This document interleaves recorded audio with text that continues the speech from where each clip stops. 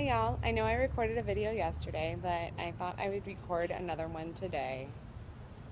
After seeing Chad's video and hearing all that he had to say, I just felt that there was something that needed to be said.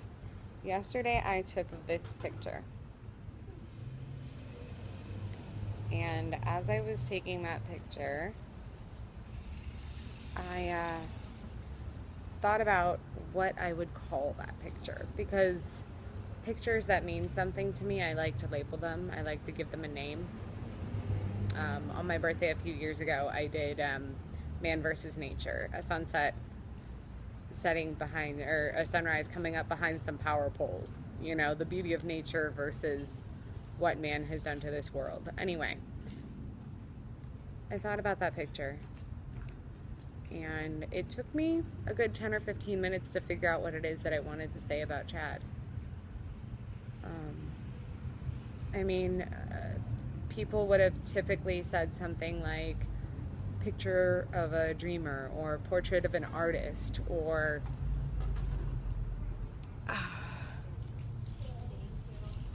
man with camera, man taking picture.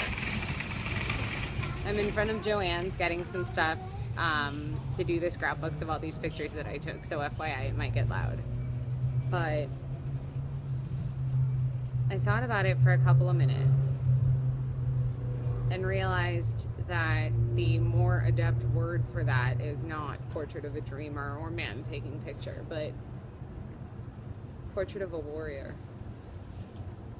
After hearing about his fight with encephalitis and how hard it was for him to come back, I can only believe that he is a warrior. He is the most kind, compassionate, passionate man that I have ever met in my life. And he and I support each other through thick and thin. When he has an issue, when he has a problem, I'm there for him, and vice versa. And believe me, 10 years ago, no one would have thought that I would ever have a friend as close as Chad.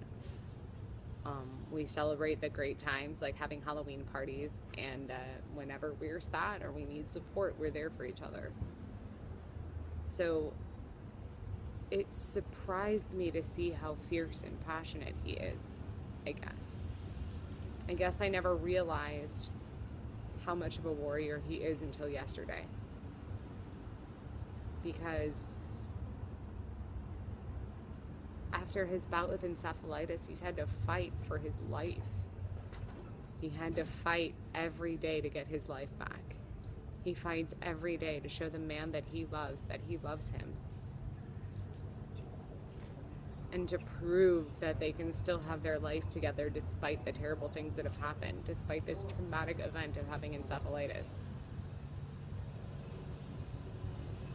I don't think I've ever met a more fierce person in my entire life, and this picture tells so much about him because of the fact that he's taking a picture. His fight with encephalitis started, his fight to come back started with photography and being able to see wonderful pictures and being able to see the contrast and the deep, beautiful colors, and finding a way to make life meaningful when someone else might have told him that he isn't good enough, or that he can't do it anymore because now he has a disability. But he fights back against that disability every day of his life. Moreover, I feel as though his battle mirrors mine. I mean, I do not know what it's like to have encephalitis. There's no way that I could relate to that specifically, but when you have something that is considered a disability by some, if not all people, you fight every day for your life. You fight every day for every moment that you have, that you can make a beautiful reality out of something that someone might otherwise say is terrible. And while our experiences are not identical, because no experience is, I do feel like we are kindred soldiers battling battling in the war of life, fighting for our existence amongst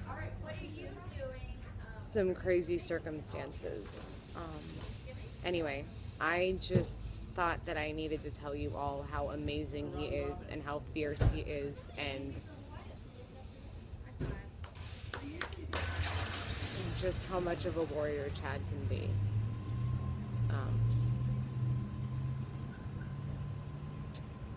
And I know you're listening, Chad, so I'm going to tell you that you deserve everything in the world to make your life happy and to make your life amazing, because no one has fought harder for it. Anyway, live long and prosper, guys. I'm going to go make the scrapbook of all the fun stuff we've been doing over the last couple weeks.